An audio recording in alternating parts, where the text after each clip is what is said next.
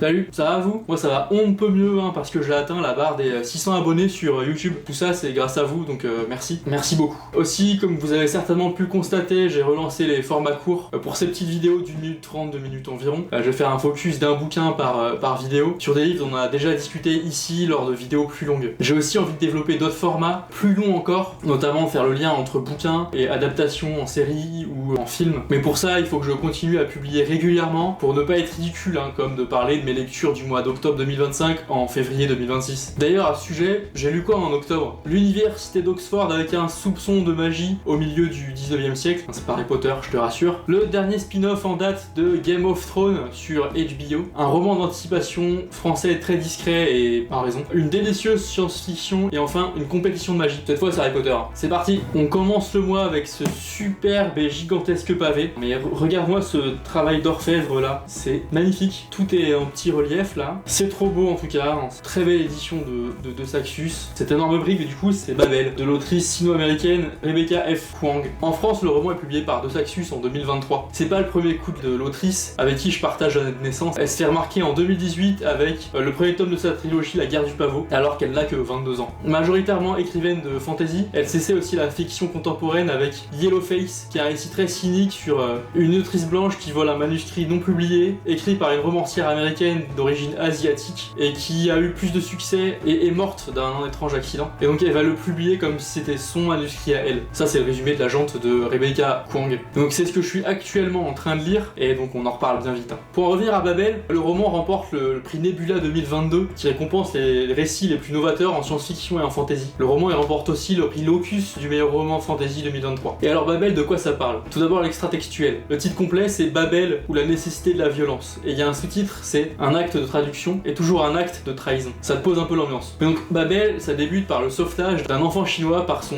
protecteur londonien. Il y a une fièvre qui ravage la région de Canton en Chine et ça tue toute la famille de Robin Swift, le jeune héros. Celui-ci va être adopté et ramené à Londres. Dès son plus jeune âge, il va être conditionné par son père à apprendre les langues étrangères dans l'objectif précis d'intégrer le plus prestigieux institut de traduction du Royaume-Uni. C'est l'Institut Babel, d'où le titre du roman, qui est situé à Oxford. Puisque c'est un roman fantastique, il y a un peu de magie, celle de Babel fonctionne grâce à l'argentogravure. C'est-à-dire que les traducteurs de l'Institut vont affecter un mot du côté face d'une barre d'argent, puis sa traduction du côté pile, et ça va en activer les propriétés magiques. Le Royaume-Uni, par l'intermédiaire de Babel, se sert donc de la traduction pour asseoir son pouvoir sur son propre peuple, mais aussi et surtout sur les colonies. Et alors qu'est-ce que j'ai pensé de Babel? C'était un roman génial, qui n'est pas sans gros défaut, mais c'était tout de même génial. Génial dans sa thématique déjà, l'impact du colonialisme, l'appropriation culturelle, qui est un sujet qui revient de manière récurrente chez Rebecca Kuang, avec une vision de la traduction qui est très profonde et très pertinente, une utilisation de la magie aussi qui est très originale, qui fonctionne bien sans trop prendre de place, et un travail étymologique qui est vraiment passionnant et incroyablement construit. La mythologie du roman elle est trop chambée, et moi qui ai vraiment adoré mes années à la fac, je m'y retrouve parfaitement dans la vie du campus, malgré le décalage de 100 ans. Par contre le roman il pâtit un peu d'un rythme très discutable. En fait pendant très longtemps il se passe rien. C'est pour mettre un cadre, des habitudes entre les personnages principaux, dans l'objectif de fragasser toutes ces habitudes ensuite. Mais le fait est qu'on s'ennuie pendant une grosse partie du roman. Le second gros défaut du roman, c'est son protagoniste, Robin. Il est mou, il est indécis, il réagit mais n'agit pas vraiment, il manque clairement de charisme et n'évolue que très peu par manque de choix, donc pas vraiment, voire pas du tout agréable à suivre. Il en reste pas moins un roman très important dans ce qu'il raconte, qui met en avant l'appropriation culturelle, l'impact néfaste du colonialisme, avec un point de vue original et pertinent. C'est pas vraiment la recommandation du mois, mais vraiment presque, hein, et je vous le conseille très vivement. Ensuite j'ai lu Chronique du Chevalier Errant, c'est un ensemble de 3 courts romans de George R.R. Martin, qui se déroulent dans l'univers de Game of Thrones. Les 3 romans ils sont intitulés Le Chevalier Errant, L'Épée Lige et L'œuf de dragon, et ces 3 romans vont respectivement être publiés aux États-Unis en 1998, 2003 et 2010. En France ils sont réunis dans un seul bouquin, que voilà. Donc ça c'est la version poche de J'ai lu qui est publiée en 2017, et il y a la version brochet de Pygmalion sortie en 2015. Apparemment George R.R. Martin il a d'autres chroniques du Chevalier Errant en préparation, mais on connaît le bonhomme. L'auteur il est surtout connu pour sa saga du Trône de Fer, débutée en 1996 et jamais conclue. Malgré le dernier tome publié en 2011, donc il y a 15 ans, la fin de la série HBO en 2019, et l'assurance continuelle du bonhomme qui va publier la suite. Traduite en 47 langues, vendue à plus de 90 millions d'exemplaires, moi je suis persuadé qu'on n'aura jamais la conclusion littéraire de cette saga. Peut-être déçu de la réception de la série, surtout sa conclusion, peut-être trop détaché de l'histoire principale, trop concentré sur des spin-offs, trop peur de décevoir les attentes immenses des fans. À 78 ans et sans réelle nouvelle du truc, c'est bien possible que la conclusion ne vienne jamais. Les Chroniques du Chevalier Errant, la série elle est en train d'être diffusée sur HBO Max. Le premier épisode il est sorti hier à l'heure à laquelle j'écris cette vidéo et j'ai vraiment hâte de découvrir la série qui apparemment a un ton totalement différent de ce que Game of Thrones nous avait habitué. Mais qu'est-ce qui se passe dans les Chroniques du Chevalier Errant? Donc c'est un préquel à la saga du Trône de Fer. On est 90 ans avant les événements décrits dans les bouquins et dans la série. Ces chroniques elles prennent pour personnage principal le chevalier Sir Duncan le Grand. Sir Duncan il commence comme un écuyer d'un vieux chevalier errant pauvre sans le sou et à la mort de celui-ci, Duncan il est adoubé et il commence sa carrière de chevalier en participant à un tournoi de joute, tu vois. L'avantage de Duncan c'est qu'il est gigantesque mais il est aussi très loyal et très valeureux mais il est un peu limité intellectuellement, tu vois. Et lors de sa pérégrination pour aller jusqu'à ce tournoi, il s'arrête à une auberge et il rencontre Luff. Luff c'est un jeune garçon de 8-9 ans qui est chauve et qui est vraiment impertinent mais il est très intelligent. Donc les deux ils vont se lier d'amitié, de loyauté et Luff va devenir l'écuyer de Sir Duncan le Grand. Très rapidement, et c'est à peine un spoil, mais on va découvrir que Luff il est bien plus important que l'orphelin pouilleux pour lequel il se fait passer. Et alors qu'est-ce que j'ai pensé de ce bouquin? Le livre il est découpé en 3 histoires de 150 pages comme je vous disais et le personnage principal, Dunk, Sir Duncan le Grand, c'est un chevalier errant qui est gigantesque par la taille, un peu naïf, pas très dégourdi mais vraiment très très sympathique. On s'attache très facilement à ce personnage. Le duo avec son mystérieux écuyer fonctionne vraiment très bien. C'est très chill, ça se lit vraiment sans pression, c'est bien plus terre à terre et bien plus simple que Game of Thrones et c'est un grand avantage. C'est aussi vraiment cool de suivre des personnages profondément sympathiques et honorables. J'ai l'impression que dans le Trône de Fer, on suivait que des raclures qui faisaient des choses horribles et à la longue, c'est assez épuisant. Il s'avère que ces chroniques sont une vraie bouffée d'air frais dans l'intensité du monde de George R.R. Martin. Dunk est un gars simple, un gars bien, les enjeux ils sont moins vastes que dans la saga originelle. C'est plus doux, c'est drôle, c'est moins désespéré que Game of Thrones et c'est vraiment cool, c'est vraiment cool. C'est vraiment ce qu'il y a le meilleur dans cet univers et j'ai pas peur de le dire. Mais moi je dis les choses, je sais pas. Ensuite j'ai lu Cantique du Chaos, un roman de Mathieu Bellesi. C'est publié en 2025 dans le cadre de la rentrée littéraire. Le roman il est publié aux éditions Robert Laffont dans sa collection Pavillon. Mathieu Bellesi, de son vrai nom Gérard Martial Princeau, se lance pleinement dans l'écriture en 1999. J'ai l'impression qu'il est surtout connu pour son roman précédent qui s'intitule Attaquer la Terre et le Soleil, publié en 2022. Déjà je voudrais rendre hommage à la couverture que je trouve magnifique. Regarde-moi là, les singes stylisés là et tout. C'est trop beau et du coup ça me donnait très envie. Et c'est un roman qu'on m'a offert, vers lequel je serais pas automatiquement dirigé. Mais j'aime toujours découvrir des nouveaux trucs, donc pourquoi pas. On me l'a offert en connaissant un tout petit peu mes goûts littéraires. On va voir si ça a payé. Non mais attends là, de quoi ça parle Cantique du Chaos? En fait c'est un roman d'anticipation qui se passe quelques mois après un cataclysme mondial, au cours duquel 90% de la population a connu la mort. Les démocraties du monde sont tombées et ont été remplacées par des régimes totalitaires. Dans ce contexte, on suit un type qui s'appelle Théo, un espèce de quarantenaire désabusé qui vit seul sur une petite île bretonne afin d'échapper au contexte ambiant là. Très solitaire, il s'est isolé du monde. Mais un jour sur son île, il va croiser 2 adolescents, Johan et Hugo, et puis leur mère Chloé. Alors que le contexte totalitaire s'intensifie encore plus, les 4 vont fuir leur île pour trouver refuge aux États-Unis. Et alors, qu'est-ce qu'on en pense? Eh ben bof, bof. C'est très décousu, on a vraiment l'impression que l'auteur il sait pas vraiment où il va, qu'il a surtout voulu nous présenter un contexte, celui de la survie humaine après la catastrophe, sauf que cette catastrophe elle a pas vraiment d'impact, la vie est exactement la même, quoique un peu plus violente. Le personnage principal est très bizarrement présenté. En fait c'est un ancien tueur en série qui est plein de culpabilité et pour autant ce passé ignoble mène à rien, à part nous faire haïr un personnage que l'auteur essaie vainement de rendre sympathique, sauf qu'on n'oublie jamais qu'il a tué des gens. Donc voilà, il essaie vainement de nous faire ressentir une espèce de pitié pour ce type infâme, ce qui marche jamais. Mais on est obligé de suivre un type exécrable pour lequel on n'a aucune sympathie et qui mène une vie banal et solitaire. On a un auteur qui sait pas où il va, un personnage qui sait pas où il va non plus. Alors le lecteur, moi, on est perdu et circonspect. Bon,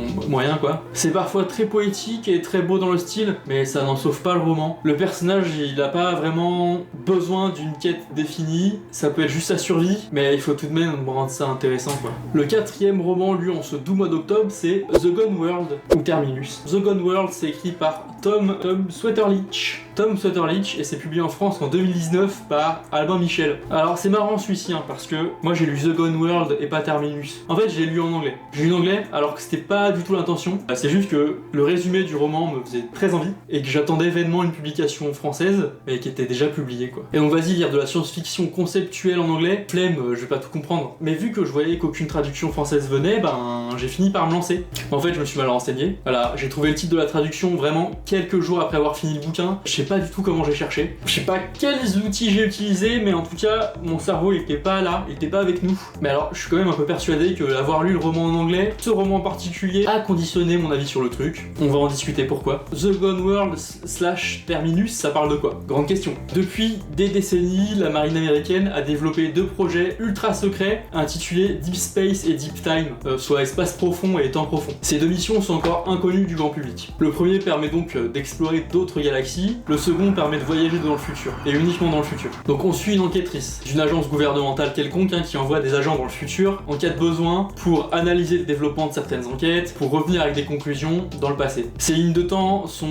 ensuite effacées quand l'agent revient à son présent. Mais à chaque voyage dans le futur, un événement intitulé le Terminus, qui signifie la fin du monde, s'approche de plus en plus. Au début c'est en 2666, après c'est en 2199, bref. Shannon, l'agent en question, va enquêter sur le meurtre d'une famille et appréhender la proximité de cette enquête avec le Terminus. Et alors qu'est-ce que j'en ai pensé? Donc je pense que l'avoir lu en anglais a limité un peu ma compréhension du roman, mais ça en reste pas moins génial. C'était génial. La proposition est trop bien. Il y a une vraie originalité dans ce que ça offre, et c'est exactement ce que je recherche en science-fiction. Des concepts très forts. Le livre est décrit comme un mélange entre Le Silence des Agneaux et Inception. Dans la version sur Kindle, c'est True Detective meets 12 Monkeys. Bon, j'ai la rêve surtout, et c'est des œuvres incroyables. Toutes les comparaisons sont assez correctes, même si c'est tellement mercantile que ça en dégoûte un peu quoi. Mais le fait est que The Gone World, Terminus, c'est un très bon thriller de science-fiction. C'est passionnant, le voyage dans le temps il est trop bien exploité, et le lien avec l'enquête pour meurtre est très réussi. C'est hyper ingénieux, c'est prenant, c'est stressant, la construction du monde est géniale, et les différents futurs visités par Shannon sont solides quoi. Le prologue il est vraiment glaçant d'horreur, c'est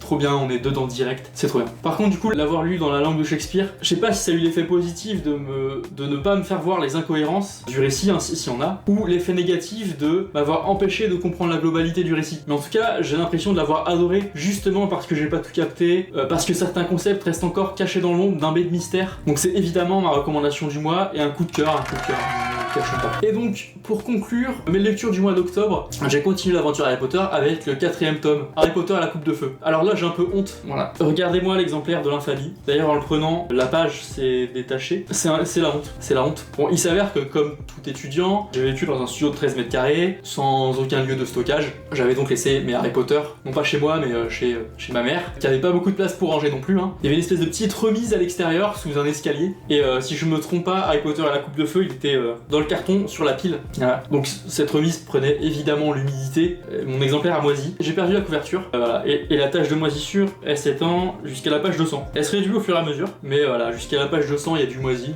Top. J'ai dû perdre 3 ans d'espérance de vie à le lire. Mais sinon, le roman est publié en 2000 par Gallimard, dans La Folie du 3 qui était publié en 99. Dans ce livre, l'enjeu majeur est l'affrontement de 3 écoles de magie d'Europe, Poudlard, Durmstrang et Beauxbatons, lors de 3 épreuves techniques et risquées pour les 3 étudiants choisis par la coupe de feu. 3 étudiants? Bah non, bien sûr que non. Quelqu'un en veut au pauvre Harry Potter, qui va mettre son nom dans la coupe de feu, et donc le jeune garçon de 14 ans va se retrouver plongé dans ces épreuves, grave malgré lui. Et alors, on en pense quoi de la coupe de feu? Et bah, ce 4e tome est un peu plus mature, un peu plus intense, et un peu plus sombre que les 3 précédents. Et c'est très cool. Les enjeux se posent, l'antagoniste principal est enfin de retour, c'est tout ce qu'on attendait depuis 3 tomes. Le lore s'étoffe, on développe les personnalités et les histoires des personnages secondaires un peu plus profondément et c'est top. Par contre, la relation entre les 3 personnages principaux là, Harry, Ron et Hermione, c'est tout de même très très frustrant. Ils sont tout le temps en opposition les uns contre les autres, en particulier Ron et Hermione. Ils passent les 764 pages à s'embrouiller et c'est très relou. Autre point négatif, et je pense que c'est en comparaison avec les films, tout le film, c'est un pur film d'action, mais dans le roman, les 3 tâches, elles sont trop courtes. Les épreuves, elles sont censées être réellement difficiles, où les étudiants ont peu de chances de s'en sortir, pour autant on s'en embarrasse trop vite, c'est résolu trop facilement, alors que dans le film, j'ai vraiment l'impression qu'il y a une vraie tension, qu'on y est pour un bout de temps, que c'est difficile. Déchambé quand même. Voilà tout pour le mois d'octobre, un mois plutôt cool, on va pas se mentir. J'ai connu pire. J'espère que vous avez aimé cette vidéo, si c'est le cas, n'hésitez pas à me le dire, n'hésitez pas à vous abonner non plus, tout ça là, ça me donne de la force, c'est trop cool. Pour le mois de novembre, qu'est-ce qu'on a? on a du travail, pas moins de 6 bouquins, aucun Harry Potter, hein, mais des folles qui dansent au 19e siècle, de l'horreur sataniste presque en huis clos, de la vieille anticipation fatiguée, la conclusion de Wayward Pines, Eric Emmanuel Schmidt qui écrit Histoire de l'humanité, et enfin Tom Hanks qui joue à l'idiot. Alors à très vite, salut!